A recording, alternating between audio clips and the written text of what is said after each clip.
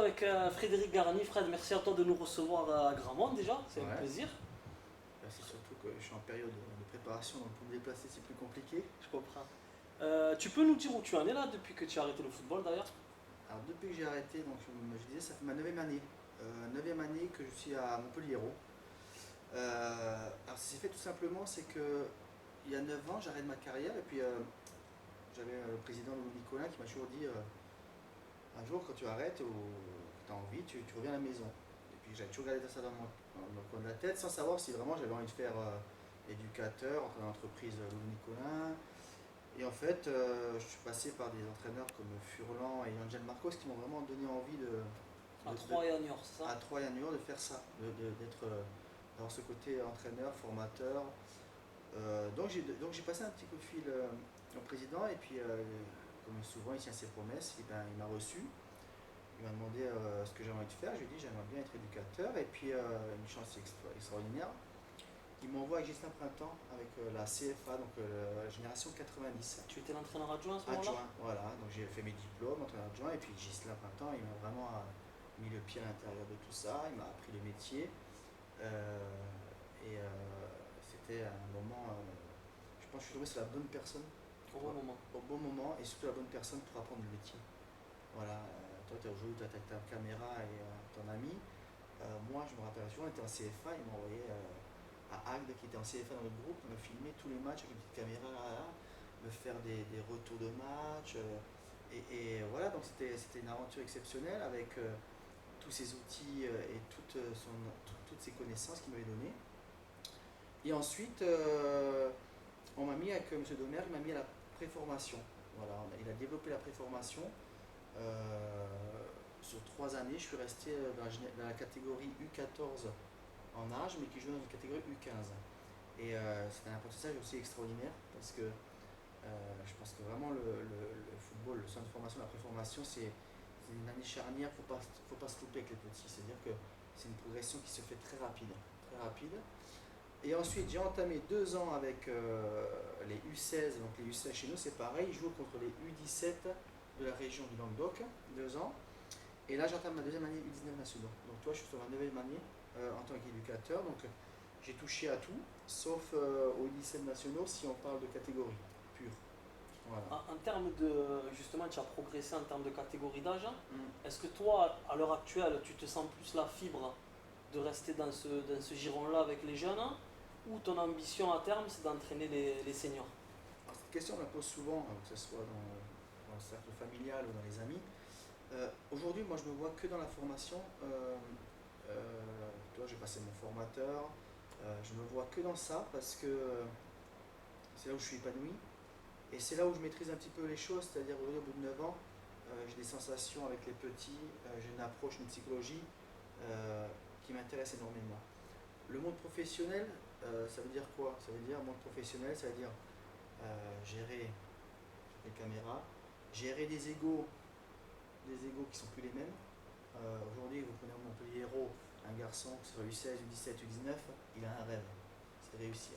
Donc ils sont plus à l'écoute, tu penses? Ils sont déjà plus à l'écoute. Il n'y a pas de notion d'argent, même si aujourd'hui, encore en 19, les agents commencent à tourner énormément ici, mais il n'y a pas de notion d'argent. C'est-à-dire que le gamin, tu lui dis, tu vas toucher le poteau, tu reviens, tu lui dis 10 fois, il ne réfléchit pas pourquoi.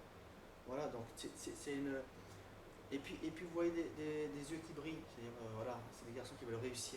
Et le bâtiment à côté, Ils vont les pros ils s'entraîner. vont les pouvoir entraîner, donc ils veulent toucher quelque chose. Et puis aussi aujourd'hui, ce qui est agréable, et ce qui est un autre métier complètement différent, c'est que vous voyez des progrès rapidement. Un pro, c'est un pro. Vous allez le faire progresser tactiquement, vous allez le faire progresser souvent aussi dans la conception humaine, parce qu'aujourd'hui, dans une société où l'approche humaine est super importante, je pense qu'aujourd'hui, un joueur, c'est 70% les pieds, 70%, ouais, l'inverse, 70% la psychologie, 30% les pieds. Parce que quand tu arrives à ce niveau-là, tout se fait. Donc, aujourd'hui, je ne suis pas prêt à ça. Je ne suis pas prêt à gérer les médias. Je ne suis peut-être pas prêt non plus à gérer la pression négative parce que quand on regarde tout ce qui est au niveau, Plus forte pression des résultats, surtout. ouais, mais c'est surtout la plus forte pression des résultats. Et puis c'est un engrenage parce que Deschamps, qu'est-ce qu'il a fait tous les matchs? Il s'est fait critiquer, il s'est fait dire bon, c'est bien, c'est pas bien. Mais à l'arrivée, tu es toujours obligé de te justifier. La formation te laisse travailler, tu as du temps. En pro, tu n'as pas de temps. Aujourd'hui, c'est vrai que M. Hans, il a un côté formateur qui est pour nous, je pense, super important et il fallait qu'on passe par là. Mais c'est toujours pareil. Si au bout de 4 ou 5 journées, il n'y a pas de résultat, est-ce qu'on va, on va lui laisser le temps? Je ne sais pas. Parce que le football, il n'y a plus de temps. Parce qu'il y a un tel aspect économique que c'est compliqué. Donc voilà, donc aujourd'hui, si tu me demandes, là, à l'heure actuelle, je suis plus dans la formation et je me vois plus continuer là-dedans que dans le milieu professionnel pur. On va revenir à un peu plus de 20 ans en arrière. Tu es de Mulhouse. Ouais. Tu as débuté à Mulhouse en Ligue 2. Ouais. Avec, je me souviens notamment, il y avait Christian Hénin, je crois, qui a joué au Cerf après. Ouais, et Johansen. Ouais, tu vas loin. Alors, Voilà. ouais, mais là, tu sais bien parce que tu vois que tu es un connaisseur et tu es vraiment pointu là-dessus. Alors, c'est paradoxal parce que souvent. Si je te coupe, je me permets de te couper. Ça fait quoi de débuter en pro dans son club de cœur, puisque sa ville natale, quel est ton ressenti à ce moment-là? Sur le moment, on ne se rend pas très bien compte parce qu'on est dans le club, dans le familial, on est dans un sort de quelque chose de très agréable. Donc, on est dedans, on travaille, tout ça. C'est plus après qu'on se rend compte les manques, c'est-à-dire quand on part du club. Quand on part du club, on se voit peut-être qu'on était protégé. C'est marrant, et les joueurs d'ici de mon pays, c'est pareil. Moi, j'ai eu les Stambouli, les Belanda, les Kabela avec M. Gislain Printemps. C'est quand ils partent qu'ils se rendent compte qu'ici, rien ne pouvait leur arriver. C'était les enfants du club. Et surtout ici, la paillade. C'est-à-dire que ici, une fois que vous êtes ici, vous êtes quand même le petit du club. Et ça, on s'en rend compte quand on devient un homme et qu'on part. Donc moi, c'était un peu pareil quand je suis parti de Sochaux, j'étais transféré à Sochaux. Et ben, tu es plus le petit du club. C'est-à-dire que tout le monde essaie de te bouffer, tout le monde essaie de prendre ta place et tu es moins protégé. Voilà, c'est juste ça. Mais paradoxalement, ce que tu disais, tu vois, tu m'as cité 2 noms, c'est extraordinaire parce que tout le monde te dit ta première sélection en pro, c'est le plus beau souvenir. Et moi, c'est le plus mauvais. Et c'est ça où c'est paradoxal, c'est que souvent tu remplaces quelqu'un par une blessure ou une suspension. Par rapport au décès, c'est ça? Voilà. Et moi, on m'appelle, le vendredi soir, c'est M. Giangini, on m'appelle. Qui était le coach de Mulhouse à l'époque. De Mulhouse, et j'ai 18 ans. J'ai 18 ans, et on m'appelle pour jouer en Coupe de France contre Vauban, et Fred Janssen s'est tué en voiture. Et on m'appelle pour le remplacer. Parce que tu ne pouvais pas annuler. Donc c'est exceptionnel, c'est ce qui veut dire que moi, j'ai pas un bon souvenir de ma première sélection professionnelle. Qui est le frère de Pascal Johansen, qui est le frère de Pascal. À l'OM à Strasbourg. Voilà. Et moi, si tu veux, on m'appelle et on me dit. Et je rentre à 18 ans dans un vestiaire où tout le monde pleure. Où Gengini pleure, les joueurs pleurent. J'avais Bosser, pour ceux que ça. Voilà. Bosser qui était derrière avec la voiture qui le suivait, qui pleurait. J'ai Ena, j'ai tous ses potes qui étaient dans le vestiaire qui pleuraient. Et moi, je suis là à 18 ans pour jouer un match. Donc, je n'en ai pas un bon souvenir. Et c'est dur à dire, hein, parce que c'est la vérité. J'ai pas un bon souvenir. Voilà, j'ai pas un bon souvenir. Quand on me dit ton premier match pro, moi, c'est pas un bon souvenir. Parce que j'ai vu que des gens pleurer autour de moi, ça devait être une fête. Et on gagne le match en Coupe de France pour lui, enfin eux le gagnent pour lui, moi j'ai joué mon match, eux ils jouent en pleurant, mais c'est pas un bon souvenir, à la fin du match tout le monde pleurait. Non, donc je peux pas dire que c'était un bon souvenir. Voilà. C'est un bon souvenir d'être pro dans mon club formateur, mais voilà, c'est comme ça. Tu enchaînes avec, comme tu l'as dit, Sochaux. C'était un D2 aussi à l'époque. Ouais, c'était un D2, Sochaux venait de descendre. Et en fait, j'avais une clause libératoire. Enfin, un Mulhouse de formation, c'est-à-dire que le problème, c'est que financièrement, on a eu des gros problèmes. Le club a été rétrogradé. Pas cette année-là. Mais il fallait de l'argent et je n'étais pas conçu et pas prêt à partir. Si tu veux, je n'étais pas conçu et prêt à partir. Donc, le club m'a dit Fred, ça serait bien que tu nous aides. Et c'est là où on en revient avec les valeurs. Tu vois, c'est mon club formateur. Et ils me disent Fred, il n'y a que toi. Enfin, à ce moment-là, dans la valeur marchande de mon âge et tout, qui pouvait un petit peu faire survivre le club à ce moment-là. Donc je pars à Sochaux, j'avais des clubs, j'avais Lens, j'avais Sochaux et j'avais Marseille. Marseille, au Vignola, se fait les ligaments croisés. Franco Vignola. Voilà. Et c'est rigolo parce que M. Stambouli était à l'époque entraîneur adjoint ou entraîneur et ils m'ont appelé et tout. Mais je n'étais pas prêt. Donc je suis où? Je suis à Sochaux qui était à une demi-heure de Mulhouse. Voilà, et puis Sochaux, quand même, c'est encore forcément, mais c'était une référence dans la formation. Avec les Samuel Michel, les Cassard, les Manac. Ouais, les Manac, les Cassard, les Champreux. Il y en a Bertrand Roseau, il y avait Ali Bouafia. Et j'ai visionné pour préparer cette interview d'ailleurs une vidéo sur YouTube, Ouais. un match de Sochaux contre la SSE, Mhm. où tu provoques l'expulsion de Willy Sagnol. De Vinny Sagnol, putain, il Et était jeune. il y avait Grégory Coupé dans les buts, C'est ça, oui, exact. Ouais, ouais, qui arrive, qui te fâche complètement Ouais, et qui ouais. prend un carton rouge. ouais, c'est vrai. Et donc moi j'ai connu le Bonal, le vrai Bonal avec la pelouse où tu pourrais jouer au bowling toute l'année, qui était une pelouse exceptionnelle, c'était un La green. pelouse la plus réputée de France. C'était un green. On avait les jardiniers qui dormaient sur le banc du vestiaire la nuit, qui allaient l'arroser, c'était exceptionnel quoi. Donc voilà, donc je suis allé à Sochaux et moi c'est vrai que c'était Ali Bouafia parce que j'étais ramasseur de balles à Mulhouse de Ali Bouafia. À l'époque des Bernardet, des Tempet. Donc jouer avec Ali Bouafia, c'était pour moi c'était un bon souvenir. Quoi. Après Sochaux, tu vas où? Je m'en souviens plus.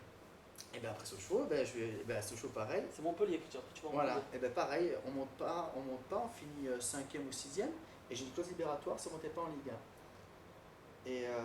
Et là pareil, là je prends Montpellier, voilà. J'ai eu Germain Martel au téléphone et j'ai eu Loulou. Voilà, et Loulou, c'était rigolo parce que il t'appelle, mais Loulou ne tourne pas autour de toi, il dit bon demain matin, t'es à Montpellier. T'avais pas eu le temps de lui dire que j'avais Lens aussi, et c'était un souvenir parce que j'étais jeune. Et voilà, donc je me suis retrouvé à Montpellier 3 ans. Et tu fais tes premiers pas en Ligue 1. Et je fais mes premiers pas en Ligue 1 avec coach Mézi. Voilà, avec coach Mézi, avec. Là, je tombe dans un autre monde, quoi. J'arrive dans une époque où Pascal Weiss, Franck Sauzet, Thierry Lauré, Franck Sylvestre. Franck Sylvestre n'était pas la première saison. Maillot de Santos, et au milieu, les Fugier, Bakayoko, Laurent Robert, Delaye. Donc je tombe sur de la qualité énorme, quoi, où il y a de l'expérience, il y a de la fougue, et c'était exceptionnel. C'était une saison exceptionnelle. Voilà, ma première année où je suis arrivé, je me coupe Intertoto qui existait. Contre Lyon cette année-là, non Montpellier? Alors on fait quoi? Putain, non. Il y avait Hambourg aussi, je crois. Cologne, le grand Cologne avec les Polster, tout ça, mais c'est surtout que on avait voyagé, je crois, on était en Roumanie au premier match, escorté par l'armée, enfin des trucs, mais voilà, des souvenirs que tu peux passer des heures, on pourrait passer des heures à expliquer, mais voilà, donc des années exceptionnelles. Quoi. Quel joueur de cette Ligue 1 que tu as eu l'occasion d'affronter t'a le plus impressionné? À qui j'ai joué ou contre qui j'ai joué? Contre qui tu as joué, avec qui tu as joué si tu veux. Alors, par la suite. si on fait dans l'ordre à qui j'ai joué, j'avais, je vais dire Franck Sauzet pour ce qui t'amène. Il est le joueur qui m'a le plus impressionné ici, c'était Gravelaine. Xavier Ça Gravelaine. fait grave là. Voilà, là j'ai vu ce que c'était la classe. Un garçon qui voit tout avant, un garçon qui a un pied extraordinaire, tu vois. Alors souvent les gens me disent, putain, ouais. Ils sont un peu déçus de ma réponse, mais je pense que c'est lui qui n'a pas fait la carrière qu'il devait faire. Peut-être qu'il a trop changé de club justement, ça lui a peut-être Je pense que c'est surtout ça, parce que je pense que j'en ai fait des joueurs, j'en ai vu des bons joueurs. Lui, il avait quelque chose à part. Et je pense que, voilà, il s'est satisfait. Ouais, il était satisfait de ce qu'il faisait, mais je pense que lui, il n'a pas fait la carrière qu'il méritait. Encore que j'en aurais rêvé. Une belle carrière. J'en aurais rêvé, voilà. Donc, ouais, voilà. Qu'est-ce qui provoque ton départ de Montpellier?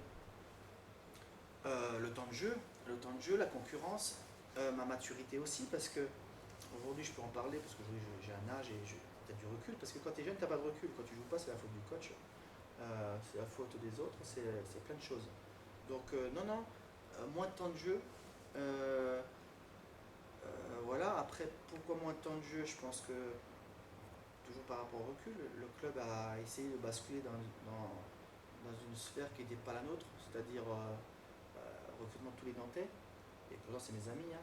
Wedek, Loco, Nico Wedek, Pedro, c'est Eric Decroix. Pedro, je l'ai au téléphone, c'est des amis, mais je pense que c'était pas.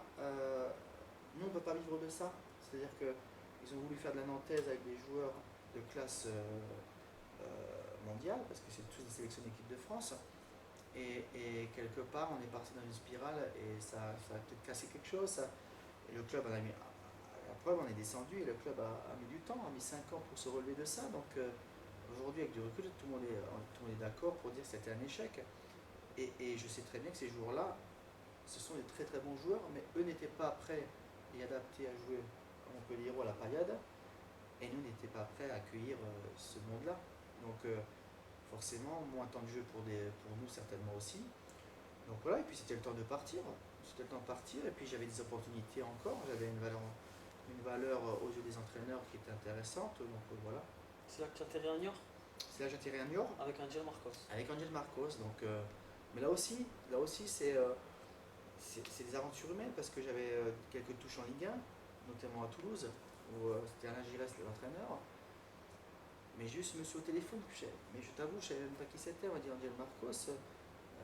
C'est après quand j'ai vu qui c'était le joueur que c'était, l'entraîneur. C'est un attaquant Jeff, c'est Et voilà, et puis la carrière qu'il avait. Donc, mais ce monsieur au téléphone, il te donne envie. Il te donne envie. Déjà, l'accent argentin, c'est beau en entendre au téléphone. Et puis, un projet de jeu, je vais te relancer, des mots forts. Alors, c'est le but d'un entraîneur. Voilà, un entraîneur ne t'appelle pas pour dire tu vas être remplaçant. Mais il a tenu parole parce qu'il m'a donné une saison exceptionnelle où on finit quatrième, on va en demi-finale de la Coupe de la Ligue, on élimine Saint-Etienne avec Alozio Alex, on élimine Toulouse et on joue en demi-finale à Monaco où on perd contre Gallardo Simone, on perd 2-1. Si on les mais j'en suis enfin à Niort, si on joue à Niort, on gagne. À Gaillard, mais on gagne, oui c'est sûr, on gagne et c'était comme ça, mais voilà. Donc une saison exceptionnelle, avec des garçons exceptionnels.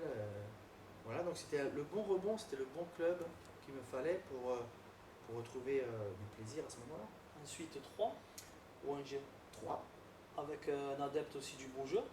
C'était Jean-Marc Furlan déjà à 3 Pas la première année, non, c'était Farouk Hadzividjic la première année. Ah, c'est pas la même chose que Jean-Marc Furlan. C'était pas du tout la même chose, mais Farouk. Tu l'as côtoyé à Sochaux? À Sochaux, voilà.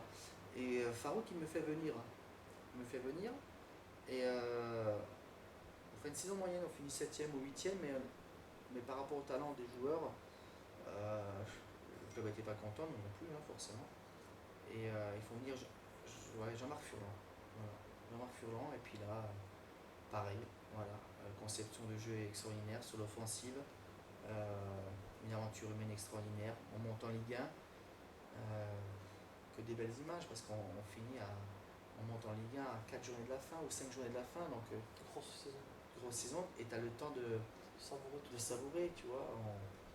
Les derniers matchs, je me rappelle toujours, le match de la montée, alors tu vois, quand tu parles de choses extraordinaires, le match de la montée, c'est quand même Montpellier, mathématiquement. C'est Montpellier qui vient à Stade de l'Aube, on gagne contre Montpellier, et c'est là qu'on monte, c'est là qu'on est le champion d'un vestiaire. Donc tu vois, tu dis, alors je ne suis pas spécialement croyant tout ça, mais je me dis quand même, il y a des choses dans la vie qui te... Je sais pas. C'était écrit. C'est écrit, voilà, vous le dites comme ça, c'est écrit. Et je pense que c'est écrit, tu vois, c'est Montpellier. Et puis derrière, on monte, et puis je me rappelle toujours, on va à Châteauroux. Toute la semaine, on avait fait barbecue à la mairie, rendez-vous pour champagne et tout. Et voilà, donc je disais, on est monté 4 journées de la fin. Et Châteauroux, on va à Châteauroux, je me rappelle toujours, on avait fait la fête, on était à la mairie. Et au bout de la minute, on perd 3-0 à Châteauroux, tu vois. Et t'as Furlan qui dit, putain, les mecs, assuré quand même, on va pas faire les 4 journées comme ça. Et bon, on perd 3-2. Mais je me rappelle, on était sur le parking du club, comme tu as vu le bus là. On était sur le parking du club en arrivant à 4h du matin. Et avec Furlan, on chantait dans le bus. On est resté sur le parking, on chantait.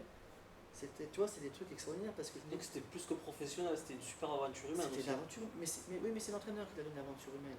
Comme je te disais avant, aujourd'hui, la psychologie, pour moi, c'est 70%. C'est ça qui est important. Aujourd'hui, toi, je suis sûr que tu es supporter du FC7. Si je te demande aujourd'hui tes plus beaux souvenirs, tu vas parler de montée, mais les montées, tu vas me dire que c'est que des aventures humaines. L'année où vous êtes monté en Ligue 2, c'est une aventure humaine, c'est pas le talent. Le talent, il en faut un peu, il en faut 30% de talent. Mais c'est des mecs qui étaient prêts à mourir. Mais moi, c'est ce que j'ai vécu. Mais c'est pas moi, c'est que tu le vis parce que tu sens que ton copain est capable de mourir pour toi. Voilà. Et quand tu prends, tu peux parler de tout, tu peux parler de PH, de DH, du championnat du monde, de la Coupe du Monde. Et Laurent, si un jour tu l'as en interview, il va te dire pareil. C'est l'aventure humaine. C'est l'aventure humaine. Moi, j'ai pas connu la réussite sans aventure humaine. C'est pas possible pour moi, si t'es pas prêt à mourir pour ton copain, tu peux pas y aller. Et le jour où vous allez monter en CFA, en national avec le C7, tu reviens me voir et tu vas me dire Fred, j'ai vu des mecs en or. Parce que c'est comme ça. Et c'est comme ça la vie. Voilà. Comment ça se passe pour toi en Ligue 1 avec 3? ben, je ne suis pas en Ligue 1. C'est ça qui est exceptionnel. C'est que je ne suis pas en Ligue 1, je pars à Angers. Ah, tu n'es pas resté finalement après? Non, ils m'ont. Et c'est bon, après, avec le recul, hein, c'est toujours pareil, les choix. Ils me proposent un an. Ils me proposent un an et Tu souhaitais plus? mais j'ai trouvé sur le moment, j'ai trouvé ça irrespectueux. Mais ça, c'est comme tu dis, c'est l'ego du footballeur, tu vois. C'est l'ego du footballeur. Et ce qui m'arrive derrière, c'est que il y a Caen qui me veut, qui est en Ligue 1, qui me propose 3 ans. Et je donne mon accord et tout, et ça capote. Ça capote. Histoire d'argent, ça capote. Et j'attends. Et je pars en national à Angers. Et là, encore une fois, c'est une histoire humaine. C'est-à-dire que j'ai des clubs de Ligue 2. Et j'ai un club comme Angers qui veut reconstruire avec Olivier Pic. Mais c'est Stéphane Paille, avec qui j'ai joué 6 mois à Mulhouse. Qui était en fin de carrière. En fin de carrière, j'étais un bébé. Et qui m'a donné plein de conseils. Et il m'appelle et il me dit Fred, j'ai besoin de toi. Il y a une aventure. Le club a du pognon, de l'argent, on veut monter rapidement. Il y a une aventure. Angers, c'est un club qui est haut placé dans la France, qui a un palmarès. Et je vais à Angers. Voilà. Pareil, le problème, c'est que j'ai connu Stéphane Paille, joueur, mais j'ai pas connu Stéphane Paille, entraîneur. Et l'homme est super. Mais après, il n'avait pas la fibre. Et pareil, on avait un effectif de bons joueurs pour tenir le bateau, si tu veux. Mais c'était trop dur pour aller au bout. Et puis en coulisses aussi, Régis, c'était pas très stable, non, à l'époque? Non, on avait un président, c'est vrai qu'on avait un président. Le seul point positif qu'il avait, c'est qu'il était producteur de films porno. Ouais. Tu te rappelles ça, Lolo? Ouais. C'était un producteur de films porno. Il produisait. C'est lui qui vendait les films et tout. Et il était fou, quoi. Il était fou parce que il n'avait pas une conception du football. Voilà, il n'avait pas de. Tu perdais, il n'y avait pas de projet. Et du pognon, il n'y avait pas de projet. Donc compliqué, quoi. Et arrive le FC7 après? Et après, pareil, il arrive le FC7. Et puis. Alors, je me permets, à l'époque, le coach était Christian Saramagna. Ouais. Et de tous les échos que j'en ai eu, que ce soit d'Idriss Chergui, du président Fosso que j'avais interviewé il y a un an et demi, c'était tout sauf un entraîneur, quoi. Je te parle au niveau du FC7. Hein. Ouais, non, mais je te parle. C'est quelqu'un qui était là pour encaisser le chèque et voilà. Oui, non, mais après, au-delà du chèque, moi je parle pas du chèque, moi je parle de compétences. Quand je te parle de projet de jeu, Furlan, Gianmarcos, il n'avait pas de compétences. Je pense que le chèque, c'est pas un souci, le chèque. Le chèque, de toute façon, il était sûr de toucher. Qu'on le virait ou pas, un entraîneur, il a un contrat, il est payé. Moi, c'est pas ça que je lui reproche. C'est pas ça, c'est quand tu as un président qui t'offre un effectif comme ça. Parce que. Le club venait de descendre de Ligue 2 nationale. Voilà, de Ligue 2 nationale. Moi, j'y vais. Et j'ai une qualité, c'est que je dis les choses. Alors je dis les choses parce que j'avais plus de 30 ans et j'ai fait 2 montées. Donc je savais un petit peu ce qu'il fallait pour réussir. Je savais ce qu'il fallait pour essayer d'être dans la réussite. Et je tombe sur cet entraîneur. Voilà, je tombe sur cet entraîneur. Et le problème, et c'est là où j'en veux aussi un petit peu à Rouvière, à Carazi, tout ça, c'est que... À Rouve, voilà. Où je en veux, c'est quand tu aimes ton club, et que c'est ton club, parce que c'est son club, t'as pas le droit de laisser faire les choses. Tu comprends? Moi, rapidement, j'ai pas laissé faire les choses. Donc, je monte au vestiaire. Et je me rappellerai toujours, parce que faut monter. Il y avait le bureau en haut. Donc, je suis allé voir... je peux vous parler avec Gilles Beaumian, qui était adjoint. Et j'ai fait, mais on va droit dans le mur. Vous n'avez pas de conception de ce qu'on veut faire. Quand on perd, on passe à 5. Quand on gagne, on passe à 4. Voilà, j'ai fait, vous changez de joueurs toutes les semaines, vous changez de poste de joueur. Et il m'a écarté. Tu as joué que 21 matchs au cours de cette saison-là. Il m'a écarté. Il m'a remis pour les gros matchs, que ce soit Nîmes, là-bas ou ici, et Toulon, les gros matchs. Il m'a remis parce que je pense que c'est Afonso, je pense qu'il a décidé de me remettre parce que c'était bizarre, je ne comprenais pas pourquoi il me remettait à ces matchs-là, surtout c'est des matchs coup près. Mais il m'a écarté. Mais j'ai un tel respect pour les entraîneurs que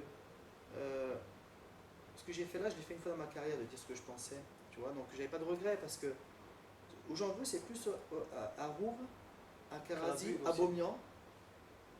À Beaumian. Ouais, mais Gabu, il est arrivé. Olivier m'a dit, je m'en bats les couilles, je me casse. Tu vois, non, j'en veux plus à Beaumian qui était Les adjoint. gens du cru. Du cru, t'as pas le droit de faire ça à ton club. T'as pas le droit. C'est-à-dire qu'à un moment donné, je pense que Gilles Beaumian, Rouve, faut qu'ils aillent voir le président. Le président, faut arrêter. Faut arrêter, on va dans le mur. Tu vois, je veux dire, mais c'est ma conception, hein, qu'elle soit bonne ou pas bonne. Hein. Mhm.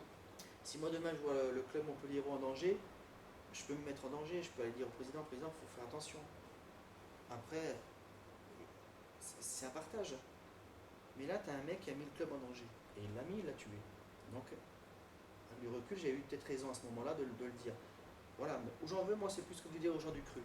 Voilà, Gilles Beaumian, si tu dis que si c'est ton club, tu dois y aller. Tu dois aller voir le président. Le président, il faut arrêter. On a un homme aujourd'hui qui tient le bateau, il va le faire couler, mais rapidement. Celui-là où j'en veux pas Saramagna, moi. Saramagna, tu lui offres un contrat, mais il a raison. C'est pas lui le problème, Saramagna. Voilà, c'est la compétence du recrutement et c'est la compétence, à un moment donné, tu dois avoir des gens forts dans un club. Le club est plus fort que les joueurs. Voilà, nous on passe, on est tous de passage, hein. Il y a des entraîneurs, les joueurs, on est tous de passage. Un club comme le FC7, il doit avoir des hommes forts au milieu, à l'intérieur du club, et qui doivent tenir la baraque. Et eux, des garçons comme Rouve, des garçons comme Karazi et même Beaumian, c'est qu'est-ce que le club m'apporte. Tu leur en as parlé de ça avec eux? À Gilles, j'en ai parlé à Rouge, j'ai jamais eu l'occasion parce que c'est jamais posé. Mais tu vois, à Gilles, je lui ai dit, parce qu'à un moment donné, c'est qu'est-ce que moi je peux apporter au club. Et là, ils ne sont pas comportés comme ça. C'est qu'est-ce que le club m'apporte. Et à ce moment-là, ils doivent tourner, ils doivent inverser. Et je pense qu'à un moment donné, eux doivent apporter quelque chose au club, ces gens-là. Et ils ne l'ont pas fait. Et ils ne l'ont pas fait. Et tout le monde a tapé sur Afonso, tout le monde a tapé. C'était qui son adjoint que j'aimais bien aussi, Schmitt, tout ça.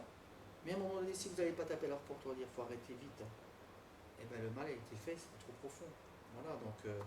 Et encore, vous avez rectifié le tir parce que je pense qu'il ne manquait pas grand-chose à Thierry Lauré sur la saison d'après. Il manquait pas grand-chose. Il y avait Tino Costa aussi qui Ouais, mais au-delà de ça, bien Thierry Lauré n'a pas l'effectif que Saramagna il avait. Hein. Je peux te le dire parce que moi, en qualité, je m'y connais. Je peux dire que tu donnais cet effectif à Thierry Lauré, tu y allais. Hein. Je vais te citer 3 joueurs que tu as côtoyés au football club cette année-là, Mm. et tu vas me donner ton avis sur eux. Mais dis-moi Stéphane. Ah, Mehdi, si tu veux, c'était le jeune qui m'écoutait beaucoup. Donc aujourd'hui, Tu pensais qu'il allait faire cette carrière là, justement? non, pas du tout. Pas du tout. C'était un besogneux, c'était le garçon qui allait à la guerre pour toi. Mais par contre, il avait une qualité, c'est qu'il était à l'écoute. Il était à l'écoute, moi je l'invitais à la maison. Tu vois, tu as toujours des jeunes comme ça où quand ils sont à l'écoute, tu donnes. Et lui, j'ai donné beaucoup, et puis. Mais après, je pensais pas. Je pensais pas qu'il allait faire cette carrière-là. Tu vois, je le voyais en Ligue 2. Par contre, voilà. Mais c'est bien la preuve que quand tu travailles, souvent ça rattrape beaucoup de lacunes techniques quand même. Olivier Bogadzik. Alors, Olivier, aujourd'hui, je le vois par rapport à sa fonction INFP. Mais Olivier, c'était pareil. Olivier, c'était un garçon qui arrivait en fin de cycle, mais avec des valeurs qui sont les siennes d'aujourd'hui. C'est-à-dire qu'aujourd'hui, il protège le football, il protège les joueurs, et c'est comme ça qu'il fonctionnait en tant que joueur. Donc, j'ai un regret parce que je pense que j'aurais bien pu m'entendre avec lui sur le terrain. Parce que c'est un garçon c'est un garçon de surface, un garçon qui pèse. Je pense qu'on aurait bien pu s'entendre. Voilà. Donc des regrets. Et pour terminer, le joueur qui a été formé à Montpellier, je crois d'ailleurs, Thierry Gatuessi. Ouais. Thierry, beaucoup de fougue, mal accompagné, mal entouré, mal accompagné, c'est pareil. Voilà. Non, je pense que c'était un garçon qui rentrait pas, comme je dis, dans une aventure humaine pour aller là où on voulait aller à ce moment-là. Fred, pour terminer, si on devait garder une image de toi comme footballeur, tu aimerais qu'on dise quoi?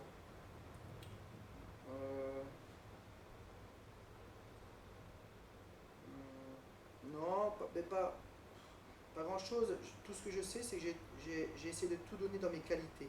C'est-à-dire que Tu penses que tu as tiré le maximum de tes capacités justement ou pas? j'ai tout fait. Après, il faut une partie de chance, comme je te parlais de la période de Montpellier où l'arrivée des Nantais, tout ça, on fait que ça a bouché quand même des choses et que ça m'a fait. Et j'ai un manque de maturité. Mais tout ce que je sais, c'est que j'ai pas triché. Voilà. Après, on peut toujours faire mieux, mais j'ai aucun regret parce que aujourd'hui on est à la formation et quand je vois comme c'est dur de réussir, je me dis j'ai quand même réussi et je me dis c'est une chance inouïe parce que de vivre de sa passion c'est exceptionnel, j'en vis encore aujourd'hui mais moi j'ai pas de souci quand je me lève le matin de dire faut que j'aille travailler. Plaisir, passion. J'ai jamais connu ça. Voilà, ça fait une semaine que je reprends, ça fait une semaine que je me lève à 6h du matin ou 6h30 du matin. Je soupire pas. C'est extraordinaire ce que je fais. Je veux dire, voilà, je souhaite ça à tout le monde. Je souhaite ça à tout le monde, de te lever le matin et de vivre de ta passion. Et on a zappé tout à l'heure l'adversaire qui t'a le plus impressionné, alors le joueur qui t'a le plus impressionné. Il va rigoler Laurent parce qu'il les a connus certainement.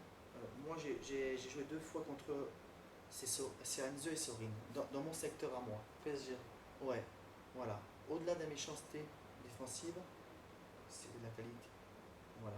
Donc eux ils m'ont impressionné. Et après j'ai joué forcément des grands joueurs comme Laurent. Mais souvent quand on parle d'un joueur, c'est un joueur que Laurent, si vous lui posez la question à Laurent Robert, il va vous dire un défenseur, j'en suis pratiquement persuadé, et il va vous sortir les 2 attaquants qu'il a vu à l'entraînement. Il va vous dire ouais Ronaldinho parce que. Mais souvent c'est les défenseurs qui vous ont fait mal. C'est marrant. Si vous posez la question à un défenseur, il va vous citer peut-être Laurent. Tu vois, je veux dire, moi c'était Heinze. Heinze, c'est. Mais ouais. T'as fait mal. Il m'a fait mal, hein. Il m'a fait mal, donc.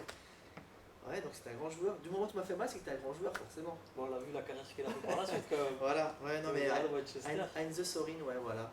Après, comme je t'ai dit, j'ai vu plein de bons joueurs sur le terrain face à moi, mais eux, voilà, comme je te disais, Gravelet m'a subjugué ici pendant 6 mois.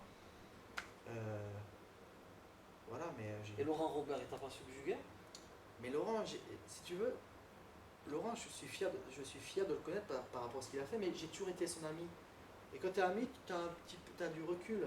Pas pareil. Toi, quand Benjamin Stamboul il m'appelle, je vois différemment, parce qu'il m'appelle et il me pose des questions. Comment tu m'as trouvé en match? Qu'est-ce que je dois améliorer? Donc, toi, c'est bizarre. Laurent, c'est plus la fierté de connaître l'homme que le joueur. Parce que on avait quoi, 23 ans, Lolo? Oui. Toi, donc, à 23 ans, c'est. Moi, Laurent, j'ai plus de souvenirs de pétanque, de barbecue, parce que c'est mon ami. Donc, c'est différent. Voilà, après, aujourd'hui, avec ce qu'il apporte aux attaquants à la formation, c'est exceptionnel. Eux, ils auront ce souvenir-là, par contre. Donc, voilà. Très bien, merci à toi Fred pour cet entretien très Bah, complet. écoute, c'était long hein, de me joindre, hein, t'as vu? C'était Hein, mais compliqué quand à tu t'avoir. vois, je parle, tu vois. On s'est régalé. Hein, Merci. merci. À toi, Fred. Nickel. Matin,